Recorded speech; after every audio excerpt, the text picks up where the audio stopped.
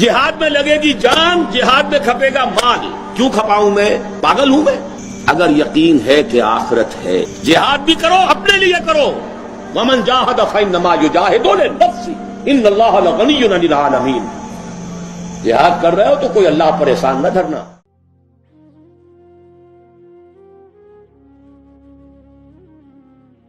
अस्सलामुअलैकुम एवरीवन। आज एक छोटा सा मेरे साथ इंसिडेंट हुआ तो सोचा आपसे ये बात ज़रूर शेयर करूं। आप तक पहुंचाना मेरा फ़र्ज़ है as a Muslim, as a human. मैं एक रास्ते से जा रहा था तो वहाँ पे बाइकर एक जा रहा था, उसके पीछे एक बच्चा बैठा था। ज़्यादा बड़ी एज नहीं होगी, 15 के अराउंड होगा। वो जो पीछे बॉय बैठा था और जो ड्राइव कर रहा था 20 की रेंज होगी उनकी। भाई थे, कज़न थे, दोस्त थे, आई डोंट नो।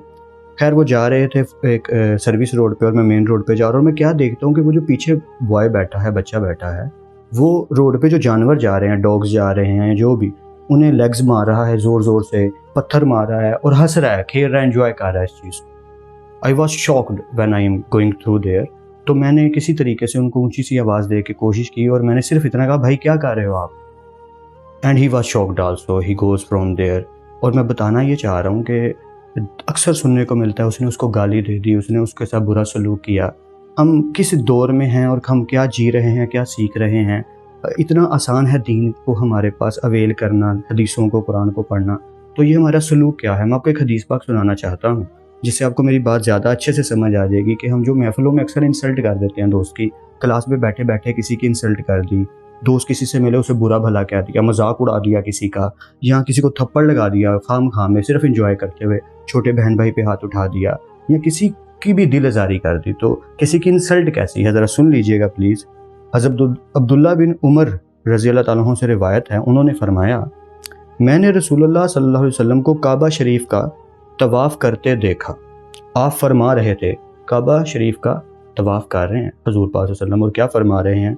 तू कितना पाकीज़ा है, तेरी खुशबू कितनी पाकीज़ा है। खाना काबा को कह रहे हैं हमारे नबी, तू कितना पाकीज़ा है, तेरी खुशबू कितनी पाकीज़ा है। तू किस कदर अजीम है, तेरा एहतराम कितना अजीम है।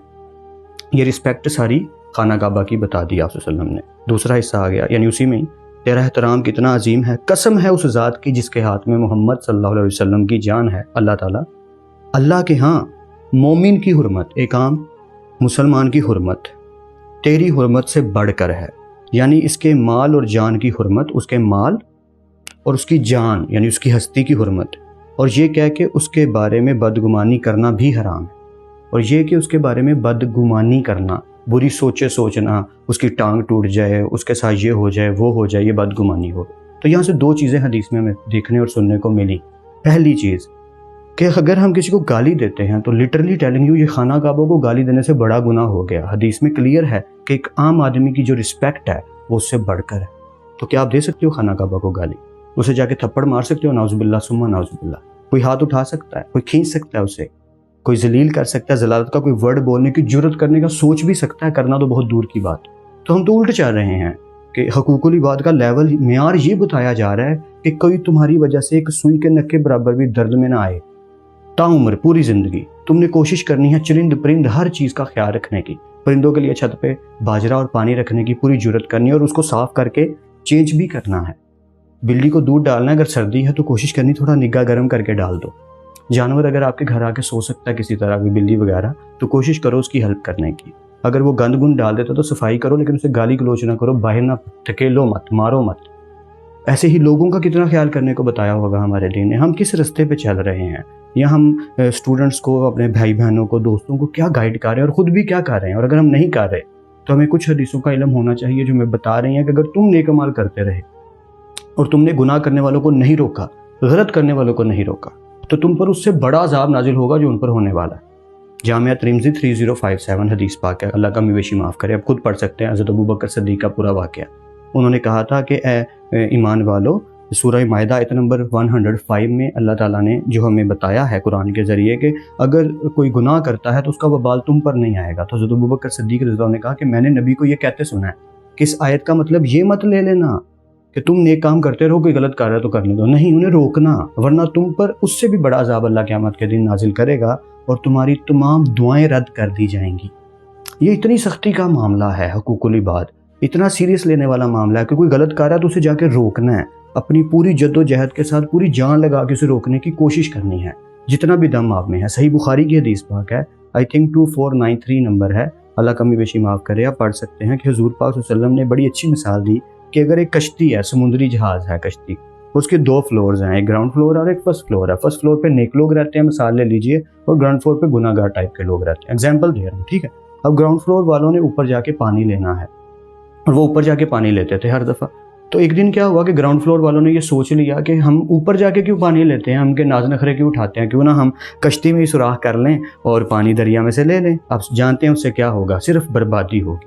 تو ہمارے نبی نے کتنے پیار سے سکھایا کہ اگر کوئی گناہ کر رہا ہے اور تم اس کو لاپرواہی سے چھوڑ دیتے ہو, کرنے دیتے ہو کہ ٹھیک ہے میں عمل بالمعروف و کری جا رہا ہوں, نہیں انل منکر نہیں کروں گا, دوسروں کو برائی سے نہیں روکوں گا, اپنے اعمالوں کی فکر کروں گا, اپنی قبر کی فکر کروں گا, وہ تو کرنی ہے, لیکن دوسروں کو روکنے کے ساتھ پوری جد و جہد, پوری جان مار کے, پوری جان لگا کے, جہاد کر کے. جہاد یہ نہیں کہ جان لے لو کسی کی, جہاد یہ ہے روکو غلط کرنے سے, اچھائی کرنے کی پوری کوشش کرو. رضائی میں نگے ہو کے سو رہے ہو لیکن اذان کا وقت ہوا ہے, باہر نکل کے نماز پڑھنا, اب یہ ہے جہاد.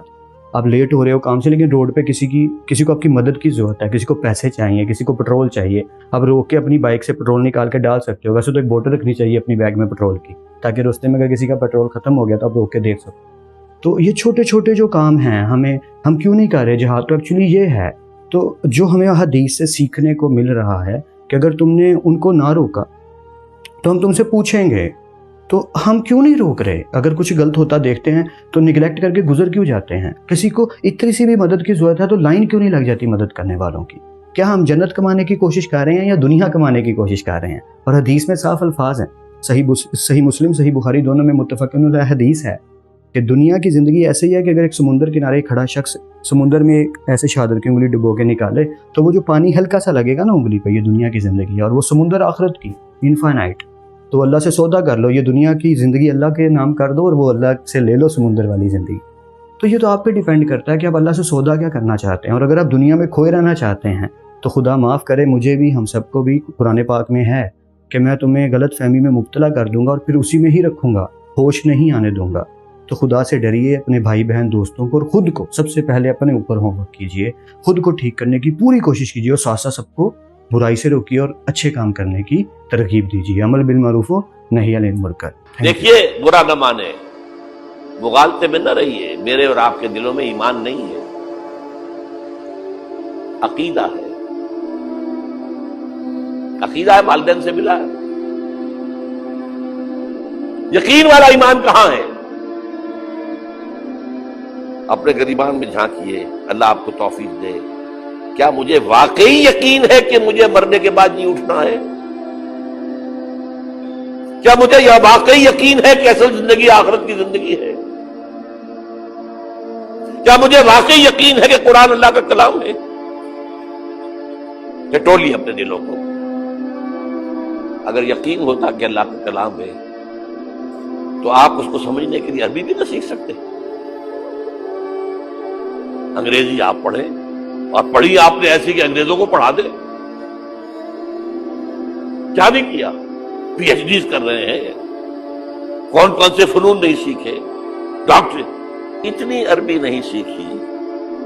تمہارا دعویٰ ہے کہ تمہارا یقین تھا میری کتاب پر, اللہ پوچھے گا تمہارا سلوک کیا تھا میری کتاب کے ساتھ. تم نے پڑھا اس کو, سمجھا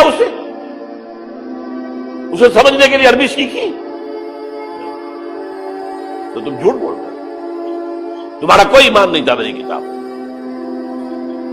ما آمن بالقرآن من استحل محارمہ, جنہوں نے سود کو اپنے پورے نظام کی جڑ بنیاد بنایا ہو, ان کا ایمان کوئی ہے اللہ پر؟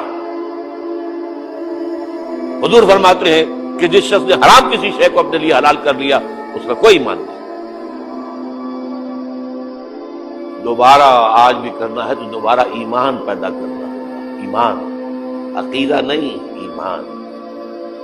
صرف لپ سروس نہیں, اقرار باللسان نہیں, تصدیق بالقلب.